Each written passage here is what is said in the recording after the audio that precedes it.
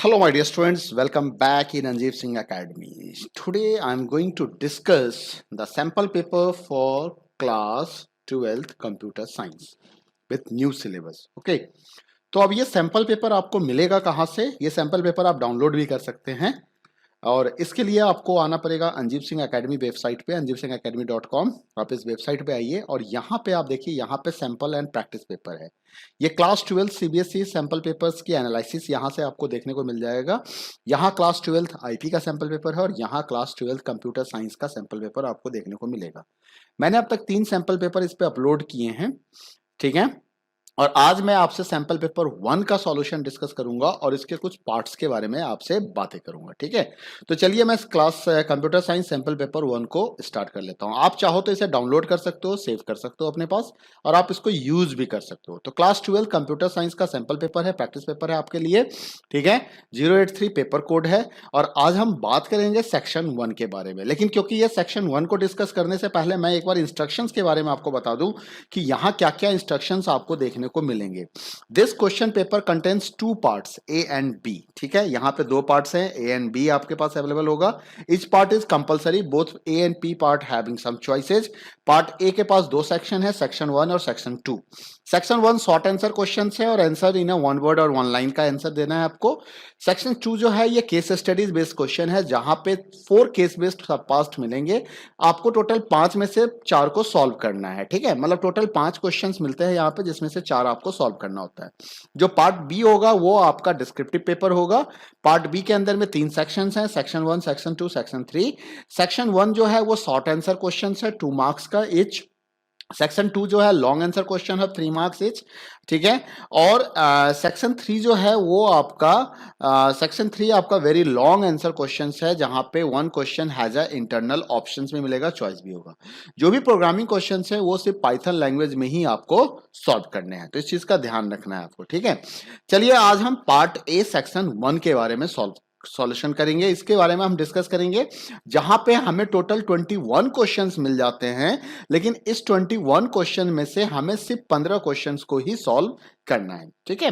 Almost जो pattern है वो सीबीएसई के सैंपल पेपर के बेस्ड पे ही मैंने बनाया हुआ है इस क्वेश्चंस को। तो आप यहाँ ध्यान से देखिए, आपके प्रैक्टिस के लिए अच्छा होगा और आप इसे कीजिएगा। मैं इसका लाइव एग्जांपल भी आपको दिखाऊंगा और हर चीज दिखाऊंगा कैसे मैं पाइथन में भी करके आपको इसका सॉल्यूशन समझाने की कोशिश करूंगा। कोई डाउट हो तो आप कमेंट बॉक्स में कमेंट करना। अब सबसे पहला क्वेश्चन आता है, find the invalid identifier from the following. देखो, आइडेंटिफायर का एक क्वेश्चन आपको पूछा जा सकता है और ये जैसा कि सैंपल पेपर में भी आपको देखने को मिला था, तो आप इस चीज को ध्यान रखिएगा। तो यहां पे जो आपके पास है, find the invalid identifier from the following, इसमें सबसे पहला देखना है इनवैलिड क्या होता है। तो देखो, इनवैलिड के लिए क्या क्या रूल्स हो सकते हैं। अगर आपसे कभी इनवैलिड आइडेंटिफायर के बारे में पूछे तो सबसे पहला रूल ध्यान रखना कि कीवर्ड कभी भी हम आइडेंटिफायर के तौर पर यूज नहीं कर सकते हैं। पहला चीज है कि कीवर्ड यूज नहीं कर सकते हैं, कभी भी डिजिट से स्टार्ट नहीं हो सकता है, ठीक है। डिजिट से स्टार्ट नहीं कर सकते हैं, स्पेस हम नहीं दे सकते हैं। अंडरस्कोर को छोड़ के कोई स्पेशल सिंबल यूज हम नहीं कर सकते हैं।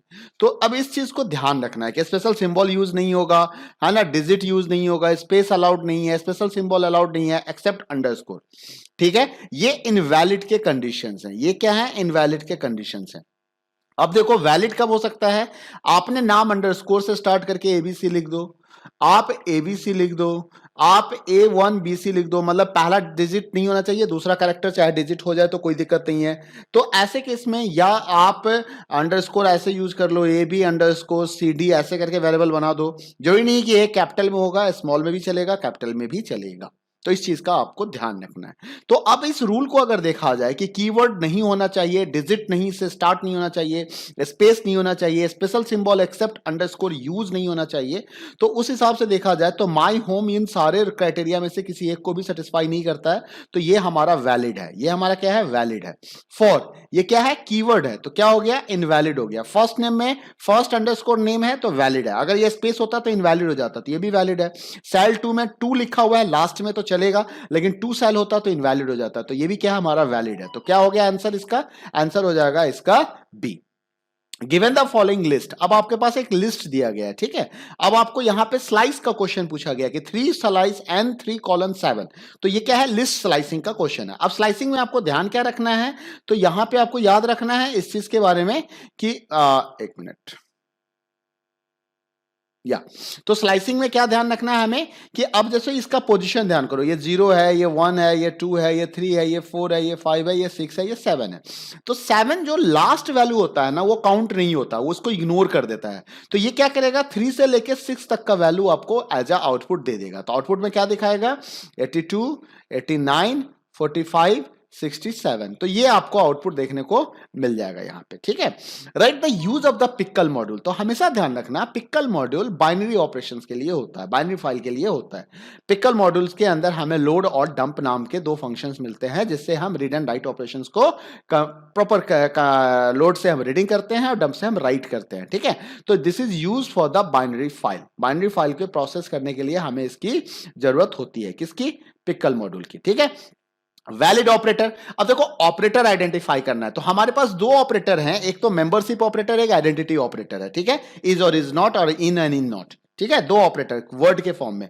तो इन हमारा क्या है, वैलिड ऑपरेटर है। ऑन नाम का कोई ऑपरेटर होता नहीं है, इट नाम का कोई ऑपरेटर होता नहीं है, और टू नाम का भी कोई ऑपरेटर हमारे पास नहीं होता है। तो ठीक है, तो ये आपके आ गए सारे आंसर्स पहले 4 क्वेश्चंस के। तो चले अब आगे का क्वेश्चंस देखते हैं। आगे का क्वेश्चंस के लिए चलो यहां आ जाते हैं। अब आपके पास है suppose a list L is declared like this way. अब आपके पास एक लिस्ट है, यहां पे थोड़ा सा ये लाइन नीचे आएगा, ठीक है, और ये लाइन जो है वो यहां पे आ जाएगा, तो थोड़ा ध्यान रख लीजिएगा, कोई बात नहीं, एडजस्ट कीजिएगा। अब L0 आपके पास एक L नाम का लिस्ट है, तो पहले मैं लिस्ट बना देता हूं यहां पे HELLO, ये हमारा लिस्ट का वैल्यू है, ठीक है।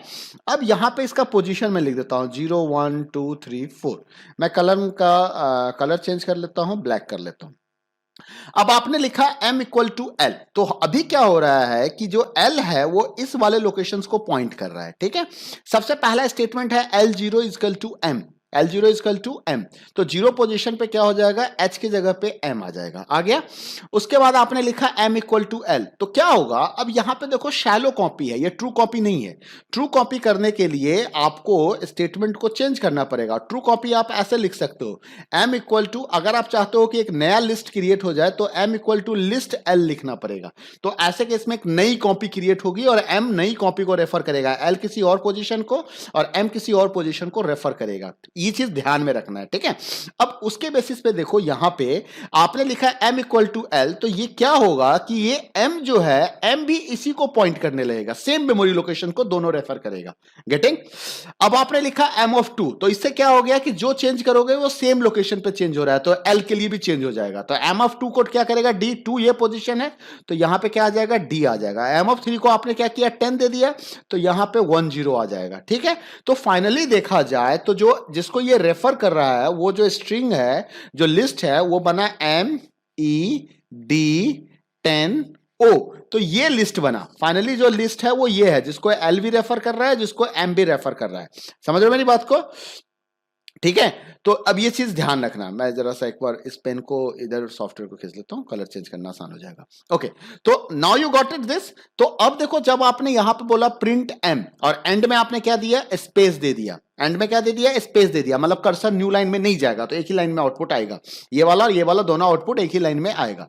तो प्रिंट m से m की वैल्यू प्रिंट करोगे तो आपको क्या मिलेगा, MED10 तो MED10 यहां पे लिखा हुआ दिख रहा है। फिर आप क्या करोगे, प्रिंट l करोगे, l में भी वही वैल्यू आएगा MED10, तो ये वाला ऑप्शन क्या हो जाएगा, हमारा सही हो जाएगा। बाकी सारे ऑप्शंस क्या है हमारे लिए, इनवैलिड ऑप्शंस है। बाकी सारे क्या हो गए, इनवैलिड ऑप्शंस है, ये सारे इनवैलिड है। समझ गया मेरे बात को, चलो ठीक है, आगे चलते हैं। जो आगे का क्वेश्चन है, क्वेश्चन नंबर 6 कहता है कि write a statement to create a dictionary by the name vowels in Python to store the vowels as a key and number as a value. तो हमें डिक्शनरी बनाने हैं, तो चलो मैं यहां पे एक डिक्शनरी बना देता हूं। डिक्शनरी का नाम क्या देना है, हमें वॉवेल देना है। तो मैंने क्या लिखा यहां पे, एक वॉवेल नाम का डिक्शनरी बनाया, तो मैंने यहां पे लिख दिया वॉवेल्स, ठीक है। अब यहां पे डिक्शनरी बनाना है, तो इसने कहा कि वॉवेल को हमें एज ए की रखना है और इसको वैल्यू देना है AEIOU।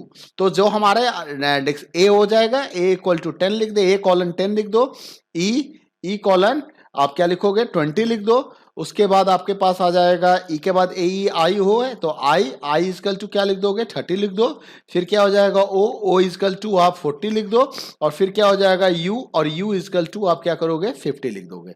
तो इस तरह से आपका डिक्शनरी क्रिएट हो जाएगा। अब यहां पे एक टपल डिक्लेयर्ड हो रखा है, पी के नाम से एक टपल बनाया गया है। What will be the value of print max P, तो मैक्स पी से मैक्सिमम ऑफ पी निकल के आएगा, तो ये हमें क्या देगा, ये हमें 70 देगा। And what is the length, तो लेंथ में काउंट कर लो 1 2 3 4 5, तो लेंथ हमेशा 1 से स्टार्ट करना, 0 से मत स्टार्ट करना। इंडेक्स तो 0 से करोगे, 0 1 2 3 4 इंडेक्स है, लेकिन अगर आपसे नंबर ऑफ लेंथ का मतलब क्या हो गया, नंबर ऑफ वैल्यूज की बात हो रहा है, नंबर ऑफ एलिमेंट की बात हो रही है, तो नंबर ऑफ एलिमेंट कितना हमारे पास 5 एलिमेंट है, तो ये आपको 5 प्रिंट करके देगा। ठीक है, आगे बात समझ में। चलो अगला क्वेश्चन देखते हैं। अगला क्वेश्चन है हमारे पास, क्वेश्चन नंबर 8 को देखते हैं। Name the functions to check whether the character is in lower case और not, and the functions to separate the words in a string by a space or any other character into a list। तो देखो इसके लिए characters functions का नाम लिखना है, तो अगर लोअर केस के लिए चेक करना है तो हम क्या करते थे, इज लोअर फंक्शंस को यूज करते थे। याद रखना, is lower, is upper, is space, is digit, है ना, इज एलनम, तो ये फंक्शन यूज होता था। अब वर्ड्स को क्या करना है, स्ट्रिंग के बेस पे, स्पेस के बेस पे सेपरेट करना है, तो उसके लिए हमारे पास क्या होता था, स्प्लिट होता था। स्प्लिट क्या करता है, ऑटोमेटिकली स्पेस के बेस पे स्प्लिट कर देगा, या फिर आप जो भी कैरेक्टर बताओगे उसके बेस पे इसको क्या करेगा, स्प्लिट कर देगा, तो लिस्ट में डिवाइड कर देगा, है ना, any other character into a list में कर देगा। Name the protocol that is used to transfer the voice through internet, तो उसके लिए हो जाता था VoIP, voice over internet protocol। ठीक है, Rajan's computers has some of the official files which has lately shown that have been deleted. He feels that somebody is gaining knowledge about the files by getting access to this computer system. What is the situation known as in terms of the cyber crime? तो इसको क्या है, has someone his official files which he lately saw that they have been deleted, किसी ने delete कर दिया उसके file को। तो ये देखो यहाँ पे, and he feels that somebody is gaining knowledge about the files by getting access to the computer system illegally। तो साइबर क्राइम में इसको हम हैकिंग कह सकते हैं, कि किसी ने हैक कर दिया होगा उनके सिस्टम को, तो हैकिंग हो सकता है, यहाँ पे हैकर हो सकता है। ठीक है, तो ये पॉसिबल है। In SQL name the clause that is used to remove the duplicate rows the results of a select statement. तो डुप्लीकेट रोज को रिमूव करने के लिए हमारे पास क्या आता है, डिस्टिंक्ट कीवर्ड हम यूज करते हैं। हम डिस्टिंक्ट कीवर्ड यूज करके हम इंफॉर्मेशन को रिमूव कर सकते हैं। ठीक है, in a SQL what is the use of the between clause, explain with example. देखो बिटवीन क्लॉज क्या होता है, रेंज वैल्यू के लिए होता है, it is used to specify the range value. अब एक एग्जांपल देना है, तो जैसे मान लो यहां पे लिखा मैंने सेलेक्ट स्टार फ्रॉम EMP, मतलब एम्प्लॉय मान लिया, और वहां पे मैं कंडीशंस क्या लगा दूंगा, यहां पे मैं कंडीशंस लगा देता हूं, रुको इंक चेंज कर लूं, यहां पे लिख देता हूं वेयर सेल, ठीक है, और यहां पे लगा दो बिटवीन, और बिटवीन के साथ दे दो मान लो 100 एंड 500। तो क्या हो गया कि 100 से 500 के बीच में जिसकी सैलरी है वो रिकॉर्ड दिखा दो, जहां पे 100 भी इंक्लूड होगा और 500 भी इंक्लूड हो जाएगा। Getting my point? ठीक है, चलो नेक्स्ट क्वेश्चंस को देखते हैं। अगला क्वेश्चंस क्या है कि अगला क्वेश्चंस हमें कह रहा है, क्वेश्चन नंबर 13 पे आ जाते हैं। Which command in SQL use to update and modify a field attributes in a table. तो मॉडिफाई करना है, अपडेट करना है, गिवन एग्जांपल, एग्जांपल भी देना है। तो पहले तो आप कमांड बता दो, तो कमांड क्या हो जाएगा, कमांड हो जाएगा अपडेट। हम अपडेट कमांड को यूज करते हैं। अब इसका एग्जाम्पल भी बनाना है, तो जैसे मान लो मैंने लिख दिया अपडेट, है ना, और यहाँ पे टेबल का नाम दे दिया एम्प्लॉय, ठीक है, एम्प्लॉय टेबल को अपडेट करो, और यहां पे लिख दिया सेट, और यहां पे लिख दिया salary is equal to salary plus 20। तो क्या हो जाएगा, सभी की सैलरी 20 से इंक्रीज हो जाएगी। अगर इसी जगह पे मैं वेयर क्लॉज लगा दूंगा तो वो कंडीशनल हो जाएगा। Write the 5 aggregate function that can be use in SQL. अब सारे एग्रीगेट फंक्शंस के आपको नाम लिखने हैं। तो एग्रीगेट फंक्शंस कौन कौन से हैं, एक तो हो गया हमारा मैक्स, उसके बाद हो गया मीन, उसके बाद हो गया सम, उसके बाद हो गया एवरेज, और एवरेज के बाद एक और रह जाता है, बताओ जल्दी से, वेरी गुड, काउंट। तो काउंट फंक्शंस हो गए। तो ये सारे हमारे क्या हैं, एग्रीगेट फंक्शंस है। Name the type of the media that is used in the TV remote, specific name. तो रेडियो वेव फ्रीक्वेंसी होता है, वहां पे infrared frequency. And for connecting computers from one country to another country, specific name. तो TV remotes के लिए तो हमारे पास इंफ्रारेड होता है, इंफ्रारेड से हमारा टीवी रिमोट कंट्रोल होता है, ठीक है, इंफ्रारेड। अच्छा, one country to another country से कनेक्ट करने के लिए आप क्या करोगे, आप सैटेलाइट कम्युनिकेशंस करोगे, सैटेलाइट माइक्रोवेव हो जाएगा हमारा वहां पे, ठीक है। तो सैटेलाइट माइक्रोवेव, तो इसको आप लिख लो, ठीक है। अब नेक्स्ट क्वेश्चन देखो, क्वेश्चन नंबर 16 को देखते हैं। तो क्वेश्चन नंबर 16 को अगर ध्यान से देखोगे तो क्या कहता है कि हमारे पास एक str एप्पल है, स्ट्रिंग है जिसमें एप्पल लिखा हुआ है। What is the output of the type str? अब टाइप str अब क्यों क्यों क्या है, ये स्ट्रिंग टाइप हो गया, तो ये हमें क्या बताएगा, ये हमें स्ट्रिंग टाइप बता देगा। ये हमें बता देगा कि टाइप क्या है उसका, str टाइप हो जाएगा। सॉरी, वहां पे लिखा आएगा क्लास str, क्या लिखा हुआ आएगा, क्लास str, ये इस तरीके से लिखा हुआ आएगा। एक बार मैं आपको इसको पाइथन पे करके दिखा देता हूं फटाफट। स्ट्रिंग ही है, सिंपल सा है, इसको एक बार देख लीजिए। पाइथन स्टार्ट कर देता हूं मैं, तो वहां भी आप देख लीजिएगा। इन बिटवीन मैं तब तक दूसरा क्वेश्चन सॉल्व करता हूं कि what is the output of the code. अब देखो ये आ चुका है, तो यहां पे मैं लिख देता हूं str। ओके, एक मिनट, इसको एक्टिव कर लूं, ये विंडो एक्टिव नहीं है। यस, अब यहाँ पे मैंने लिखा t इजकल टू, कुछ भी लिख दो, चलो ना ABC लिख देता हूँ, क्या फर्क पड़ता है। और यहाँ पे मुझे टाइप ऑफ t देखना है, तो t देख लो, क्या दिखाया, क्लास str, तो यही आउटपुट आएगा, क्लास str। तो ये आउटपुट आपको देखने को मिल जाएगा यहाँ पे, ठीक है, getting my point. Okay, very good. अब नेक्स्ट क्वेश्चन पे चलते हैं। अगला क्वेश्चन क्या कह रहा है हमें, अगला क्वेश्चन कह रहा है what is the output of the code. अब ये हमारा पास लिस्ट है।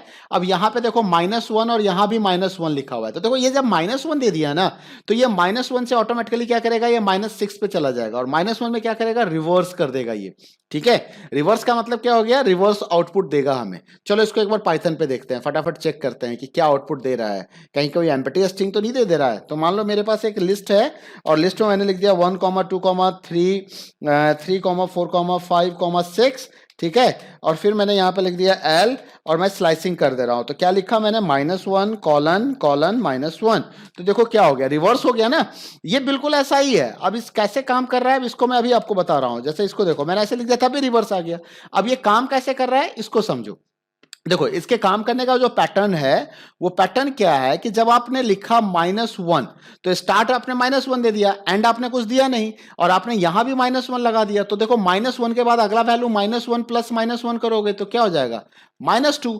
तो ये पहला, ये तो -1 पे है, सॉरी ये -1 पे है, ये -2 पे है, ये -3 पे है। फिर क्या हो जाएगा, -2 से -1 प्लस करोगे तो क्या बनेगा, -3। फिर -3 प्लस 1 करोगे तो क्या बनेगा, सॉरी -1 करोगे तो क्या बनेगा, -4। तो इस तरीके से आप एंड ऑफ द लिस्ट पे पहुंच जाओगे। तो इस तरह से ये क्या कर दे रहा है, लिस्ट को रिवर्स में हमें दिखा दे रहा है, ठीक है। समझ गए मेरी बात को, वेरी गुड। अगला क्वेश्चन देखो, in SQL write the command to delete a table by the name books. अब टेबल को डिलीट करना है, उसके लिए क्या लिखना है आपको, कमांड लिखना है। तो टेबल को किस कमांड से डिलीट करोगे, ड्रॉप टेबल से डिलीट करोगे। वेरी गुड, किस कमांड से, ड्रॉप टेबल से। तो क्या लिखोगे, ड्रॉप टेबल, और उसके आगे क्या लगा दोगे, बुक्स सेमीकोलन लिख देना, ठीक है। उसके बाद कहता है what is the full form of STP। अब इनका फुल फॉर्म हमें बताना है। तो चलो सबका फुल फॉर्म देखते हैं। ये हमारा क्या है, STP का मतलब हो गया, मैं यहां पे लिख देता हूं स्पेस को लेके, STP का मतलब हो गया सिल्डेड ट्विस्टेड पेयर। क्या मतलब हो गया, सिल्डेड ट्विस्टेड पेयर। मतलब दो तरह के सिल्डेड ट्विस्टेड पेयर केबल दो तरह के होते हैं, सिल्डेड और अनसिल्डेड, UTP एंड STP, ठीक है, याद रखना इसको। उसके बाद क्या हो गया, WiMAX। तो WiMAX का फुल फॉर्म जो होता है, WiMAX का फुल फॉर्म होता है वर्ल्ड वाइड इंटरऑपरेबिलिटी। आई जो है इंटरऑपरेबिलिटी होता है, उसका मतलब ऑपरेटिबिलिटी, ओके, ऑपरेबिलिटी। एंड उसके बाद हो गया आपको for microwave access, okay, microwave access. तो ये इसका फुल फॉर्म हो गया, नोट कर लीजिएगा इसको, world wide interoperability microwave access. RJ45 का मतलब हो गया, यहां पे R और J का मतलब हो जाता है रजिस्टर्ड जैक। क्या हो जाता है, रजिस्टर्ड जैक, ठीक है, रजिस्टर्ड जैक 45। उसके बाद GSM का मतलब हो जाता है global system for mobile communication. क्या हो जाएगा, global system for mobile communication, ये इसका फुल फॉर्म हो जाएगा, मोबाइल कम्युनिकेशन। कम्युनिकेशन नहीं भी लिखिएगा तो चल जाएगा, ग्लोबल सिस्टम फॉर मोबाइल लिख दीजिएगा तब भी काम हो जाएगा। तो STP क्या हो गया, सिल्डेड ट्विस्टेड पेयर। WiMAX क्या हो गया, world wide interoperability for microwave access. RJ45 क्या हो गया, रजिस्टर्ड जैक 45। GSM क्या हो गया आपका, global system for mobile communication. Okay, getting my point. तो इसको ध्यान रख लीजिएगा। चलिए अगले क्वेश्चन को देखते हैं। अगला क्वेश्चन क्या कहता है, what is the difference between where clause and having clause. अब देखो, वेयर क्लॉज जो है वो कंडीशन लगाता है रो के ऊपर, और हैविंग क्लॉज कंडीशन लगाता है ग्रुप के ऊपर। हैविंग क्लॉज हम ग्रुप बाय के साथ यूज करते हैं, किसके साथ यूज करते हैं, ग्रुप बाय के साथ। तो ये ग्रुप पे कंडीशन चलेगा, और वेयर किस पे चलता है, रो पे कंडीशन चलता है, ठीक है। तो इसको ध्यान रखना है। इसके बाद आ जाता है कि डिफरेंस बताना है 3G और 4G में। तो देखो, आपको अगर कुछ समझ में नहीं आना और 1G 2G का डिफरेंस हो, 2G 3G का और 3G 4G का, तो सबसे पहला चीज क्या है कि एक तो डिफरेंस बता दो स्पीड का, कि इसकी स्पीड क्या है, कम है, लो है, और इसकी स्पीड क्या है, हाई है। पहला speed. Upload speed, download speed ज्यादा होती है यहाँ पे वीडियो कॉलिंग भी अलाउड है, यहाँ पे वीडियो कम्युनिकेशन भी हो सकता है, यहाँ पे वॉइस कम्युनिकेशन हो सकता है बिट डेटा कम्युनिकेशन के साथ, है ना। तो ये बैंडविड्थ इसकी कम होती है, इसकी बैंडविड्थ ज्यादा होती है। तो इस तरह से आप यहाँ पे क्या कर सकते हो, डिफरेंस पॉइंट बता सकते हो। तो ये रहा सेक्शन ए का, सेक्शन 1 ऑफ पार्ट ए। तो पार्ट ए के सेक्शन 1 का सॉल्यूशन मैंने आपको बता दिया। अगले वीडियो में आपको मैं सेक्शन 2 का सॉल्यूशन बताऊंगा और इन सारे क्वेश्चंस को हम सॉल्व करके देखेंगे अभी। ठीक है, ओके, थैंक यू। वीडियो पसंद आया तो लाइक करें, शेयर करें, चैनल सब्सक्राइब नहीं किया तो सब्सक्राइब कर ले। Thank you, bye bye, take care.